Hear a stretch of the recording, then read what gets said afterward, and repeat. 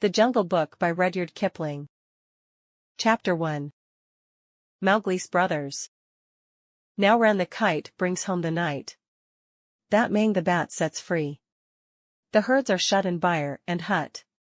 For loosed till dawn are we. This is the hour of pride and power, talon and tush and claw. Oh, hear the call, good hunting all. That keep the jungle law. Night song in the jungle. It was 7 o'clock of a very warm evening in the Seeonee Hills when Father Wolf woke up from his day's rest, scratched himself, yawned, and spread out his paws one after the other to get rid of the sleepy feeling in their tips. Mother Wolf lay with her big gray nose dropped across her. For tumbling, squealing cubs, and the moon shone into the mouth of the cave where they all lived. "Augur," said Father Wolf. "It is time to hunt again." He was going to spring downhill when a little shadow with a bushy tail crossed the threshold and whined, "Good luck go with you, O chief of the wolves. And good luck and strong white teeth go with noble children that they may never forget the hungry in this world." Free ebooks at planetebook.com. It was the jackal, Tabaki, the dishlicker, and the wolves of India despise Tabaki because he runs about making mischief, and telling tales, and eating rags and pieces of leather from the village rubbish heaps. But they are afraid of him too, because Tabaki, more than anyone else in the jungle, is apt to go mad, and then he forgets that he was ever afraid of anyone, and runs through the forest biting everything in his way. Even the tiger runs and hides when little Tabaki goes mad, for madness is the most disgraceful thing that can overtake a wild creature. We call it hydrophobia, but they call it Diwani, the madness, and run. "Enter, then, and look," said Father Wolf stiffly, "but there is no food here." "For a wolf, no," said Tabaki, "but for so mean a person as myself a dry bone is a good feast. Who are we, the Jitterlog, the jackal people, to pick and choose?" He scuttled to the back of the cave, where he found the bone of a buck with some meat on it, and sat cracking the end merrily. "All thanks for this good meal," he said, licking his lips. "How beautiful are the noble children! How large are their eyes! And so young too! Indeed, I might have remembered that the children of kings are men from the beginning." Now, Tabaki knew as well as anyone else that there is nothing so unlucky as to compliment children to their faces. It pleased him to see Mother and Father Wolf look uncomfortable. Tabaki sat still, rejoicing in the mischief that he had made, and then he said spitefully, "Shere Khan, the big one, has shifted his hunting grounds. He will hunt among these hills for the next moon, so he has told me." Shere Khan was the tiger who lived near the Waingunga River, 20 miles away. "He has no right," Father Wolf began angrily, "by the law of the jungle, he has no right to change his quarters without due warning. He will frighten every head of game within 10 miles, and I have to kill for 2 these days." His mother did not call him Lungri, the lame one, for nothing, said Mother Wolf quietly. "He has been lame in 1 foot from his birth. That is why he has only killed cattle. Now the villagers of the Waingunga are angry with him, and he has come here to make our villagers angry. They will scour the jungle for him when he is far away, and our children must run when the grass is set alight. Indeed, we are very grateful to Shere Khan." "Shall I tell him of your gratitude?" said Tabaki. "Out," snapped Father Wolf. "Out and hunt with thy master.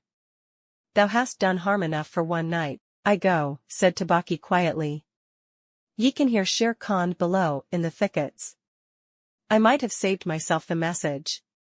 Father Wolf listened, and below in the valley that ran down to a little river, he heard the dry, angry, snarly, sing-song whine of a tiger who has caught nothing and does not care if all the jungle knows it. "The fool," said Father Wolf. to begin a night's work. With that noise. Does he think that our buck are like his fat Wangunga bullocks? HSH. It is neither bullock nor buck he hunts tonight, said Mother Wolf.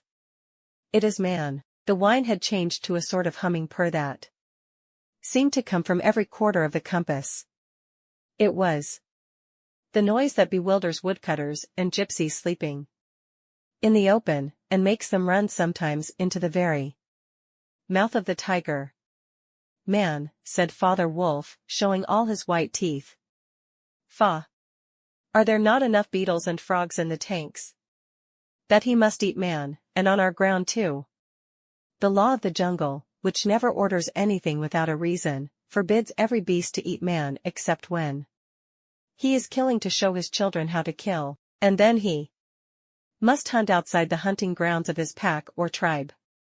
The real reason for this is that man-killing means, sooner or later, the arrival of white men on elephants, with guns, and hundreds of brown men with gongs and rockets and torches. Then everybody in the jungle suffers. The reason the beasts give among themselves is that man is the weakest and most defenseless of all living things, and it is unsportsmanlike to touch him. They say too, and it is true, that man-eaters become mangy, and lose their teeth. The purr grew louder and ended in the full-throated air of the tiger's charge. Then there was a howl, an untigerish howl, from Shere Khan. He has missed, said Mother Wolf. What is it? Father Wolf ran out a few paces, and heard Shere Khan muttering and mumbling savagely as he tumbled about in the scrub. The fool has had no more sense than to jump at a woodcutter's campfire, and has burned his feet, said Father Wolf with a grunt. Tabaki is with him. Something is coming uphill, said Mother Wolf, twitching one ear. Get ready. The bushes rustled a little in the thicket, and Father Wolf dropped with his haunches under him, ready for his leap. Then, if you had been watching, you would have seen the most wonderful thing in the world. The wolf checked in mid-spring. He made his bound before he saw what it was he was jumping at, and then he tried to stop himself. The result was that he shot up straight into the air for 4 or 5 feet, landing almost where he left ground. Man, he snapped. A man's cub. Look. Directly in front of him, holding on by a low branch, stood a naked brown baby who could just walk, as soft and as dimpled a little atom as ever came to a wolf's cave at night. He looked up into Father Wolf's face, and laughed. Is that a man's cub? Said Mother Wolf. I have never seen one. Bring it here. A wolf accustomed to moving his own cubs can, if necessary, mouth an egg without breaking it, and though Father Wolf's jaws closed right on the child's back, not a tooth even scratched the skin as he laid it down among the cubs. How little, how naked, and how bold, said Mother Wolf softly. The baby was pushing his way between the cubs to get close to the warm hide. Ahai! He is taking his meal with the others. And so this is a man's cub. Now, was there ever a wolf that could boast of a man's cub among her children? I have heard now and again of such a thing, but never in our pack or in my time, said Father Wolf. He is altogether without hair, and I could kill him with a touch of my foot. But see, he looks up and is not afraid. The moonlight was blocked out of the mouth of the cave, for Shere Khan's great square head and shoulders were thrust into the entrance.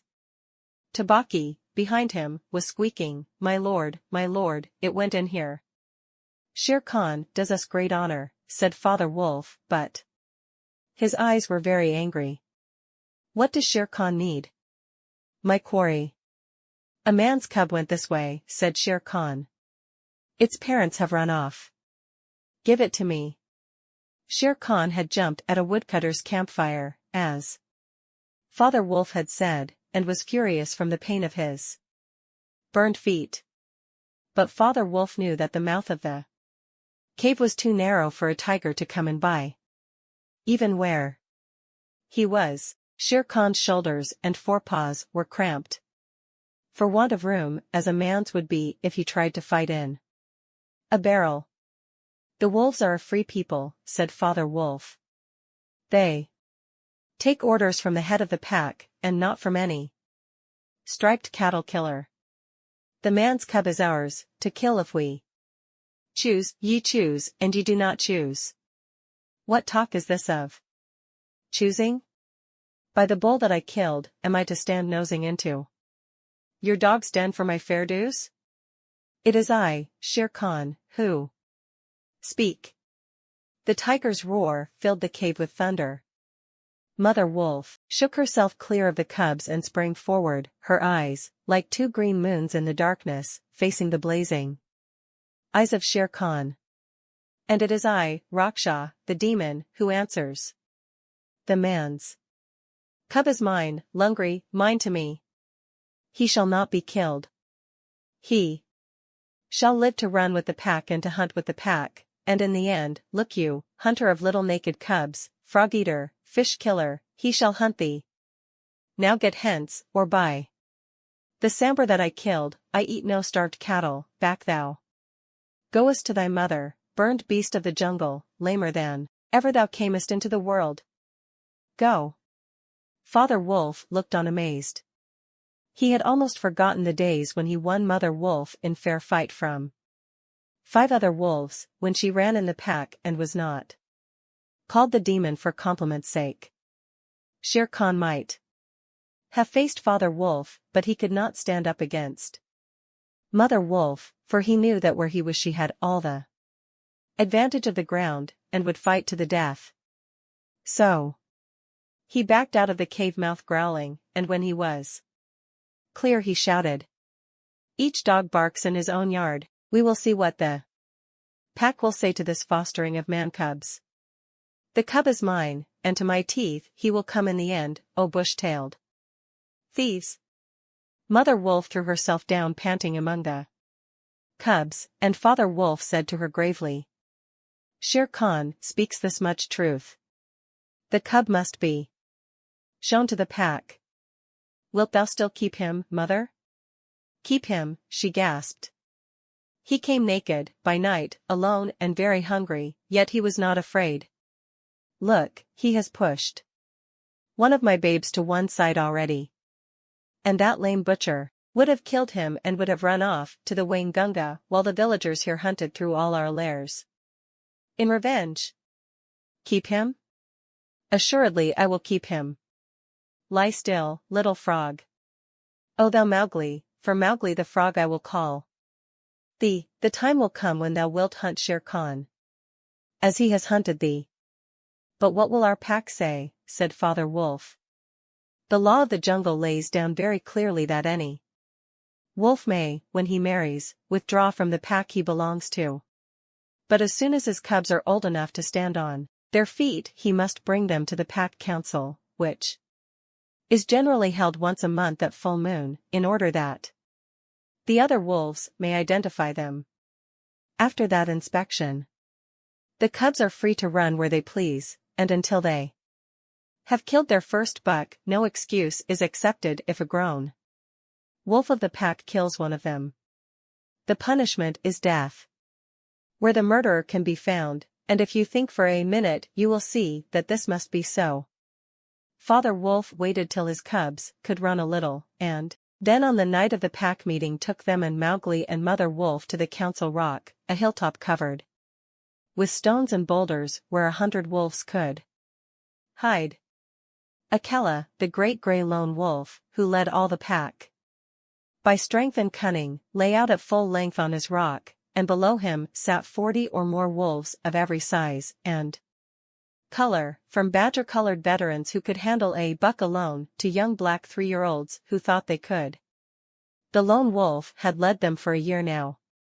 He had fallen twice into a wolf trap in his youth, and once he had been beaten and left for dead, so he knew the manners and customs of men. There was very little talking at the rock. The cubs tumbled over each other in the center of the circle, where their mothers and fathers sat, and now and again a senior wolf would go quietly up to a cub, look at him carefully, and return to his place on noiseless feet. Sometimes, a mother would push her cub far out into the moonlight, to be sure that he had not been overlooked.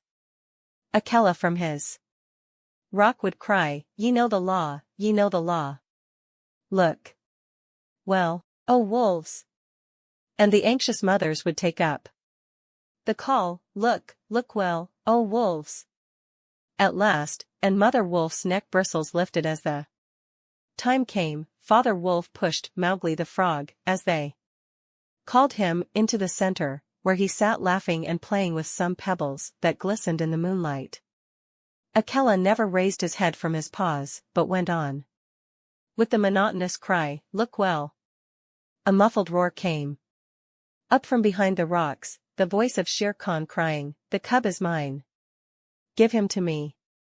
What have the free people to do with a man's cub? Akela never even twitched his ears. All he said was, "Look well, O wolves." What have the free people to do with the orders of any save the free people? Look well. There was a chorus of deep growls, and a young wolf in his fourth year flung back Shere Khan's question to Akela. What have the free people to do with a man's cub?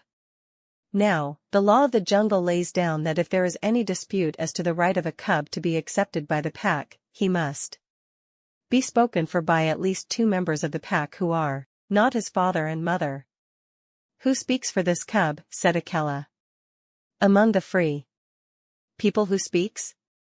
There was no answer, and Mother Wolf got ready for what she knew would be her last fight, if things came to fighting. Then the only other creature who is allowed at the pack council, Baloo, the sleepy brown bear, who teaches the wolf cubs the law of the jungle, old Baloo, who can come and go where he pleases, because he eats only nuts and roots and honey, rose upon his hind quarters and grunted. The man's cub, he said. I speak for the man's cub. There is no harm in a man's cub. I have no gift of words, but I speak the truth. Let him run with the pack, and be entered with the others. I myself will teach him. We need yet another, said Akela. Baloo has spoken, and he is our teacher for the young cubs. Who speaks besides Baloo? A black shadow dropped down into the circle. It was Bagheera the Black Panther, inky black all over, but with the panther markings showing up in certain lights like the pattern of watered silk. Everybody knew Bagheera, and nobody cared to cross his path, for he was as cunning as Tabaqui, as bold as the wild buffalo, and as reckless as the wounded elephant. But he had a voice as soft as wild honey dripping from a tree, and a skin softer than down. Oh Akela, and ye the free people, he purred, I have no right in your assembly, but the law of the jungle says that if there is a doubt which is not a killing matter in regard to a new cub, the life of that cub may be bought at a price. And the law does not say who may or may not pay that price. Am I right? Good. Good, said the young wolves, who are always hungry. Listen to Bagheera. The cub can be bought for a price. It is the law. Knowing that I have no right to speak here, I ask your leave. Speak then, cried 20 voices.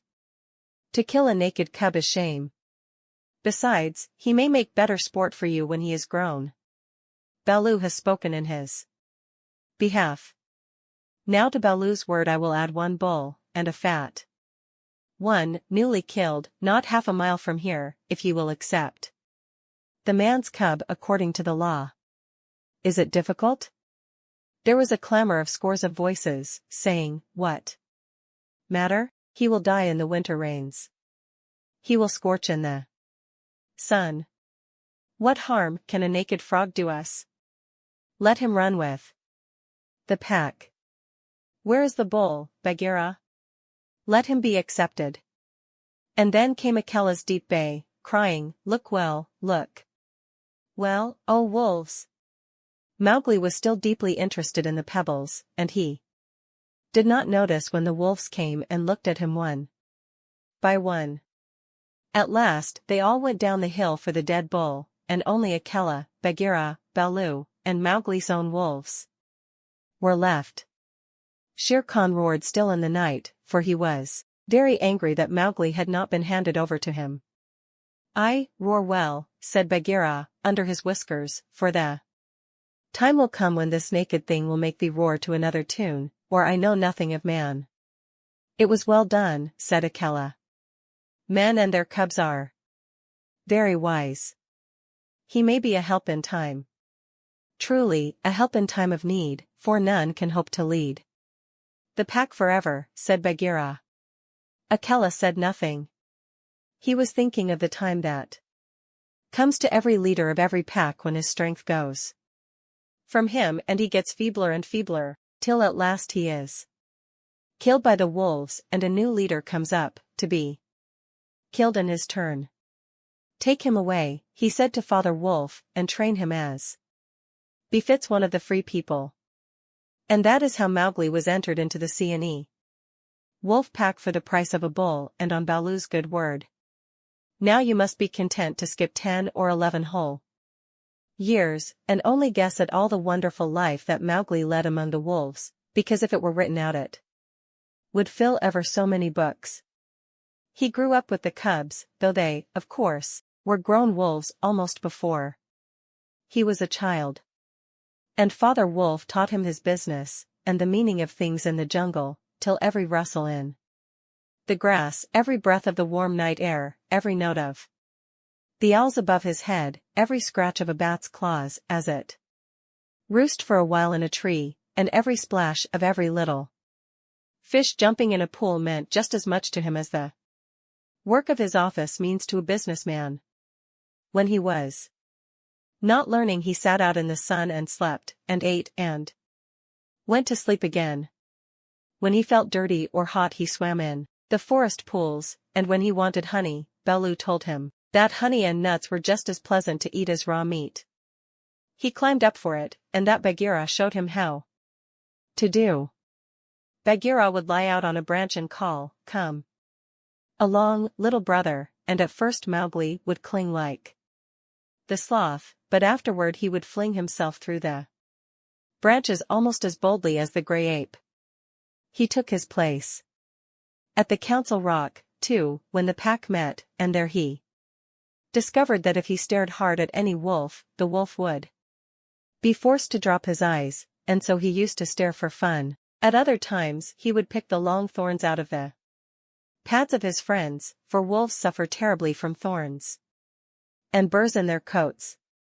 He would go down the hillside into the cultivated lands by night, and look very curiously at the villagers in their huts, but he had a mistrust of men because Bagheera showed him a square box with a drop gate so cunningly hidden in the jungle that he nearly walked into it, and told him that it was a trap. He loved better than anything else to go with Bagheera into the dark warm heart of, and he grew, and grew strong as a boy must grow who does not know that he is learning any lessons, and who has nothing in the world to think of except things to eat. Mother Wolf told him once or twice that Shere Khan was not a creature to be trusted, and that some day he must kill Shere Khan. But though a young wolf would have remembered that advice every hour, Mowgli forgot it because he was only a boy, though he would have called himself a wolf if he had been able to speak in any human tongue. Shere Khan was always crossing his path in the jungle, for as Akela grew older and feebler, the lame tiger had come to be great friends with the younger wolves of the pack, who followed him for scraps, a thing Akela would never have allowed if he had dared to push his authority to the proper bounds. Then Shere Khan would flatter them and wonder that such fine young hunters were content to be led by a dying wolf and a man's cub. "They tell me," Shere Khan would say, "that at council ye dare not look him between the eyes," and the young wolves would growl and bristle. Bagheera, who had eyes and ears everywhere, knew something of this, and once or twice he told Mowgli in So many words that Shere Khan would kill him someday. Mowgli would laugh and answer, I have the pack and I have thee, and Baloo, though he is so lazy, might strike a blow or two for my sake. Why should I be afraid? It was one very warm day that a new notion came to Bagheera, born of something that he had heard. Perhaps Ikki, the porcupine, had told him, but he said to Mowgli when they were deep in the jungle, as the boy lay with his head on the forest, to sleep all through the drowsy day, and at night see how Bagheera did his killing. Bagheera killed right and left as he felt hungry, and so did Mowgli, with one exception. As soon as he was old enough to understand things, Bagheera told him that he must never touch cattle, because he had been bought into the pack at the price of a bull's life. All the jungle is thine, said Bagheera, and thou canst kill everything that thou art strong enough to kill, but for the sake of the bull that bought thee thou must never kill or eat any cattle, young or old. That is the law of the jungle. Mowgli obeyed faithfully. And he grew and grew strong as a boy must grow who does not know that he is learning any lessons, and who has nothing in the world to think of except things to eat. Mother Wolf told him once or twice that Shere Khan was not a creature to be trusted, and that some day he must kill Shere Khan. But though a young wolf would have remembered that advice every hour, Mowgli forgot it because he was only a boy, though he would have called himself a wolf if he had been able to speak in any human tongue. Shere Khan was always crossing his path in the jungle, for as Akela grew older and feebler the lame tiger had come to be great friends with the younger wolves of the pack, who followed him for scraps, a thing Akela would never have allowed if he had dared to push his authority to the proper bounds. Then Shere Khan would flatter them and wonder that such fine young hunters were content to be led by a dying wolf and a man's cub. They tell me, Shere Khan would say, that at council ye dare not look him between the eyes. And the young wolves would growl and bristle.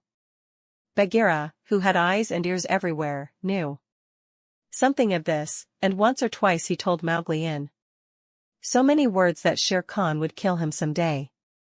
Mowgli would laugh and answer, I have the pack and I have thee, and Baloo, though he is so lazy, might strike a blow or two for my sake. Why should I be afraid? It was one very warm day that a new notion came to Bagheera, born of something that he had heard. Perhaps Ikki, the porcupine, had told him, but he said to Mowgli when they were deep in the jungle, as the boy lay with his head on Bagheera's beautiful black skin, little brother, how often have I told thee that Shere Khan is thy enemy? As many times as there are nuts on that palm, said Mowgli, who, naturally, could not count. What of it? I am sleepy, Bagheera, and Shere Khan is all long tail and loud talk, like Mao, the peacock. But this is no time for sleeping. Baloo knows it, I know it, the pack know it, and even the foolish deer know. Tabaqui has told thee too. Ho! Ho, said Mowgli. Tabaqui came to me not long ago with some rude talk that I was a naked man's cub and not fit to dig pig nuts. But I caught Tabaqui by the tail and swung him twice against a palm tree to teach him better manners. That was foolishness, for though Tabaqui is a mischief maker, he would have told thee of something that concerned thee closely. Open those eyes, little brother. Shere Khan dare not kill thee in the jungle. But remember, Akela is very old, and soon the day comes when he cannot kill his buck, and then he will be leader no more. Many of the wolves that looked thee over when thou wast brought to the council first are old too, and the young wolves believe, as Shere Khan has taught them, that a man-cub has no place with the pack. In a little time thou wilt be a man. And what is a man that he should not run with his brothers, said Mowgli. I was born in the jungle. I have obeyed the law of the jungle, and there is no wolf of ours from whose paws I have not pulled a thorn. Surely they are my brothers. Bagheera stretched himself at full length and half shut his eyes. "Little brother," said he, "feel under my jaw." Mowgli put up his strong brown hand, and just under Bagheera's silky chin, where the giant rolling muscles were, all hid by the glossy hair, he came upon a little bald spot. "There is no one in the jungle that knows that I, Bagheera, carry that mark, the mark of the collar, and yet, little brother, I was born among men, and it was among men that my mother died, in the cages of the king's palace at Udaipur. It was because of this that I paid the price for thee at the council when thou wast a little naked cub. Yes, I too was born among men. I had never seen the jungle. They fed me behind bars from an iron pan till one night I felt that I was Bagheera, the panther, and no man's plaything, and I broke the silly lock with one blow of my paw, and came away. And because I had learned the ways of men, I became more terrible in the jungle than Shere Khan. Is it not so?" "Yes," said Mowgli, "all the jungle fear Bagheera, all except Mowgli." "Oh, thou art a man's cub," said the Black Panther very tenderly. "And even as I return to my jungle, so thou must go back to men at last, to the men who are thy brothers, if thou art not killed in the council." But why should any wish to kill me?" said Mowgli. "Look at me," said Bagheera. And Mowgli looked at him steadily between the eyes. The big panther turned his head away in half a minute. "That is why," he said, shifting his paw on the leaves. "Not even I can look thee between the eyes, and I was born among men, and I love thee, little brother. The others they hate thee because their eyes cannot meet thine, because thou art wise, because thou hast pulled out thorns from their feet, because thou art a man." "I did not know these things," said Mowgli sullenly, and he frowned under his heavy black eyebrows. "What is the law of the jungle? Strike first and then give tongue. By thy very carelessness they know that thou art a man. But be wise. It is in my heart that when Akela misses his next kill, and at each hunt it costs him more to pin the buck, the pack will turn against him and against thee. They will hold a jungle council at the rock, and then, I have it," said Bagheera, leaping up. "Go thou down quickly to the men's huts in the valley, and take some of the red flower which they grow there, so that when the time comes thou mayest have even a stronger friend than I or Baloo or those of the pack that love thee. Get the red flower." By red flower Bagheera meant fire, only no creature in the jungle will call fire by its proper name. Every beast lives in deadly fear of it, and invents 100 ways of describing it. "The red flower," said Mowgli. "That grows outside their huts in the twilight. I will get some." "There speaks the man's cub," said Bagheera proudly. "Remember that it grows in little pots. Get one swiftly, and keep it by thee for time of need." "Good," said Mowgli. "I go. But art thou sure, oh my Bagheera?" He slipped his arm around the splendid neck and looked deep into the big eyes. "Art thou sure that all this is Shere Khan's doing?" "By the broken lock that freed me, I am sure, little brother. Then, by the bull that bought me, I will pay Shere Khan full tale for this, and it may be a little over," said Mowgli, and he bounded away. "That is a man. That is all a man," said Bagheera to himself, lying down again. "Oh, Shere Khan never was a blacker hunting than that frog hunt of thine 10 years ago." Mowgli was far and far through the forest, running hard, and his heart was hot in him. He came to the cave as the evening mist rose, and drew breath, and looked down the valley. The cubs were out, but Mother Wolf, at the back of the cave, knew by his breathing that something was troubling her frog. "What is it, son?" she said. "Some bats chatter of Shere Khan," he called back. "I hunt among the plowed fields tonight," and he plunged downward through the bushes, to the stream at the bottom of the valley. There he checked, for he heard the yell of the pack.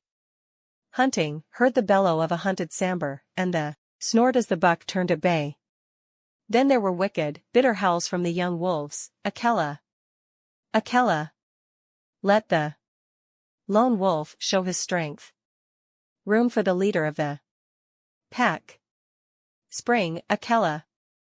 The lone wolf must have sprung and missed his hold, for Mowgli heard the snap of his teeth and then a yelp as the sambar knocked him over with his forefoot. He did not wait for anything more, but dashed on, and the yells grew fainter behind him as he ran into the croplands where the villagers lived. Bagheera spoke truth, he panted, as he nestled down in some cattle fodder by the window of a hut. Tomorrow is one day both for Akela and for me. Then he pressed his face close to the window and watched the fire on the hearth. He saw the husbandman's wife get up and feed it in the night with black lumps. And when the morning came and the mists were all white and cold, he saw the man's child pick up a wicker pot plastered inside with earth, fill it with lumps of red-hot charcoal, put it under his blanket, and go out to tend the cows in the byre. Is that all? Said Mowgli. If a cub can do it, there is nothing to fear. So he strode round the corner and met the boy, took the pot from his hand, and disappeared into the mist. While the boy held with fear. They are very like me, said Mowgli, blowing into the pot, as he had seen the woman do. This thing will die if I do not give it things to eat, and he dropped twigs and dried bark on the red stuff. Halfway up the hill, he met Bagheera with the morning dew shining like moonstones on his coat. Akela has missed, said the panther. They would have killed him last night, but they needed thee also. They were looking for thee on the hill. I was among the ploughed lands. I am ready. See. Mowgli held up the fire pot. Good. Now, I have seen men thrust a dry branch into that stuff, and presently the red flower blossomed at the end of it. Art thou not afraid? No. Why should I fear? I remember now, if it is not a dream, how, before I was a wolf, I lay beside the red flower, and it was warm and pleasant. All that day Mowgli sat in the cave tending his fire pot and dipping dry branches into it to see how they looked. He found a branch that satisfied him, and in the evening when Tabaqui came to the cave and told him rudely enough that he was wanted at the council rock, he laughed till Tabaqui ran away. Then Mowgli went to the council, still laughing. Akela the lone wolf lay by the side of his rock as a sign that the leadership of the pack was open, and Shere Khan, with his following of scrap-fed wolves, walked to and fro, openly being flattered. Bagheera lay close to Mowgli, and the fire pot was between Mowgli's knees. When they were all gathered together, Shere Khan began to speak, a thing he would never have dared to do when Akela was in his prime. He has no right, whispered Bagheera. Say so. He is a dog's son. He will be frightened. Mowgli sprang to his feet. Free people, he cried, does Shere Khan lead the pack? What has a tiger to do with our leadership? Seeing that the leadership is yet open, and being asked to speak, Shere Khan began. By whom, said Mowgli. Are we all jackals, to fawn on this cattle butcher? The leadership of the pack is with the pack alone. There were yells of silence, thou man's cub. Let him speak. He has kept our law, and at last the seniors of the pack thundered, let the dead wolf speak. When a leader of the pack has missed his kill, he is called the dead wolf as long as he lives, which is not long. Akela raised his old head wearily. Free people, and ye too, jackals of Shere Khan, for 12 seasons I have led ye to and from the kill, and in all that time not one has been trapped or maimed. Now I have missed my kill. Ye know how that plot was made. Ye know How ye brought me up to an untried buck to make my weakness known. It was cleverly done. Your right is to kill me. Here on the council rock, now. Therefore, I ask, who comes? To make an end of the lone wolf? For it is my right, by the law of the jungle, that ye come one by one. There was a long hush, for no single wolf cared to fight. Akela to the death. Then Shere Khan roared, Bah! What have we to do with this toothless fool? He is doomed to die. It is the man-cub who has lived too long. Free people, he was my meat from the first. Give him to me. I am weary of this man-wolf folly. He has troubled the jungle for 10 seasons. Give me the man-cub, or I will hunt here always, and not give you one bone. He is a man's child, and from the marrow of my bones I hate him. Then more than half the pack yelled, A man! A man! What has a man to do with us? Let him go to his own place and turn all the people of the villages against us, clamored Shere Khan. No, give him to me. He is a man, and none of us can look him between the eyes. Akela lifted his head again and said, He has eaten our food. He has slept with us. He has driven game for us. He has broken no word of the law of the jungle. Also, I paid for him with a bull when he was accepted. The worth of a bull is little, but Bagheera's honor is something that he will perhaps fight for, said Bagheera in his gentlest voice. A bull paid 10 years ago, the pack snarled. What do we care for bones, 10 years old? Or for a pledge, said Bagheera, his white teeth bared under his lip. Well, are ye called the free people? No man's cub can run with the people of the jungle. Howled Shere Khan, give him to me. He is our brother in all but blood, Akela went on, and you would kill him here. In truth, I have lived too long.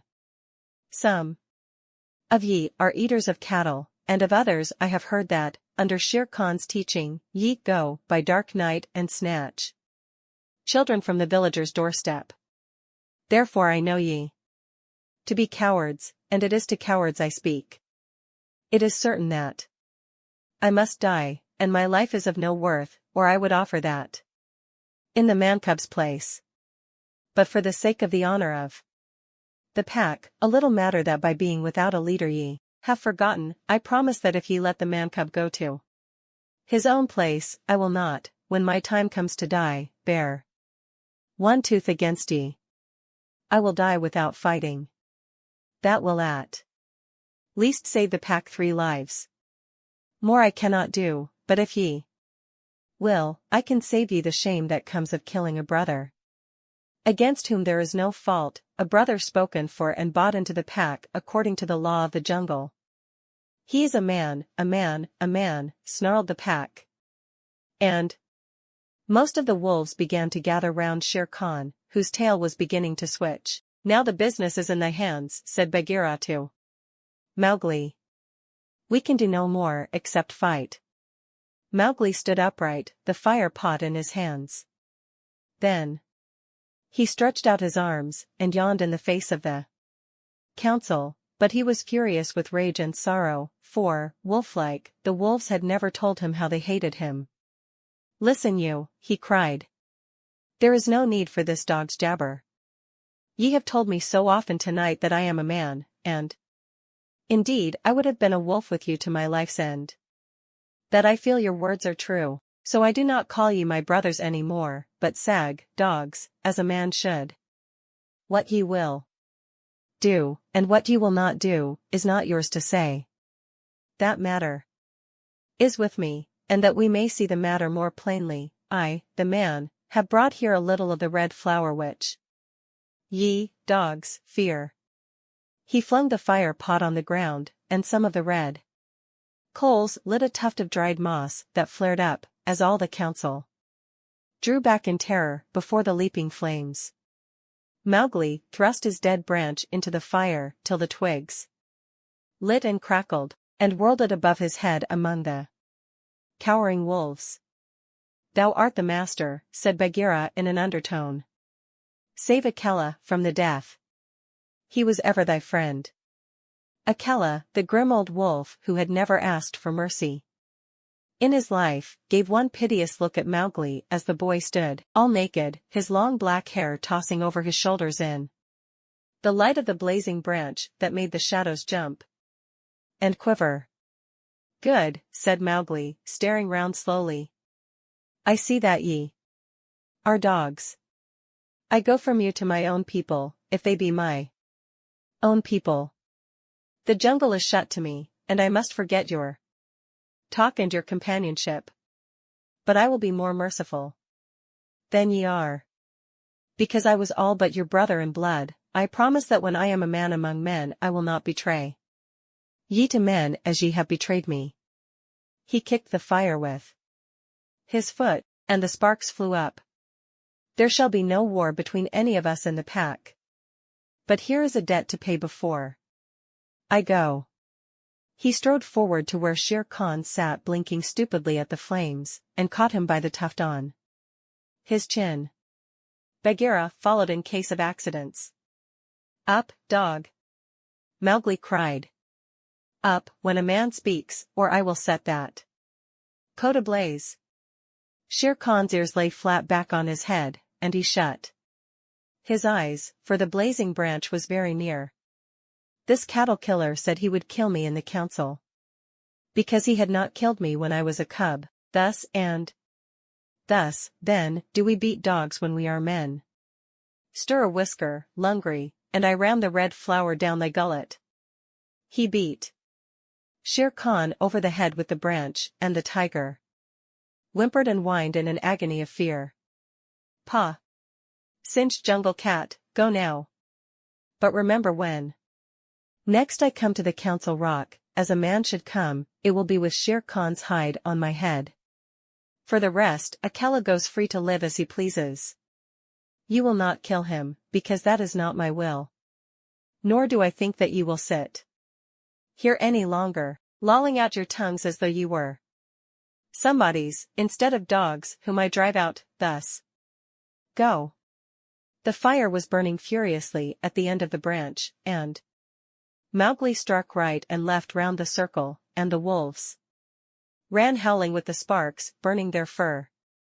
At last there were only Akela, Bagheera, and perhaps 10 wolves that had taken Mowgli's part. Then something began to hurt Mowgli inside him as he had never been hurt in his life before, and he caught his breath and sobbed, and the tears ran down his face. What is it? What is it? He said. I do not wish to leave the jungle, and I do not know what this is. Am I dying, Bagheera? No, little brother. That is only tears such as men use, said Bagheera. Now I know thou art a man, and a man's cub no longer. The jungle is shut indeed to thee henceforward. Let them fall, Mowgli. They are only tears. So Mowgli sat and cried as though his heart would break, and he had never cried in all his life before. Now, he said, I will go to men. But first I must say farewell to my mother. And he went to the cave where she lived with Father Wolf, and he cried on her coat, while the 4 cubs howled miserably. You will not forget me, said Mowgli. Never while we can follow a trail, said the cubs. Come to the foot of the hill when thou art a man, and we will talk to thee, and we will come into the croplands to play with thee by night. Come soon, said Father Wolf. Oh, wise little frog, come again soon, for we be old, thy mother and I. Come soon, said Mother Wolf, little naked son of mine. For, listen, child of man, I love thee more than ever I loved my cubs. I will surely come, said Mowgli. And when I come it will be to lay out Shere Khan's hide upon the council rock. Do not forget me. Tell them in the jungle never to forget me. The dawn was beginning to break when Mowgli went down the hillside alone, to meet those mysterious things. That are called men.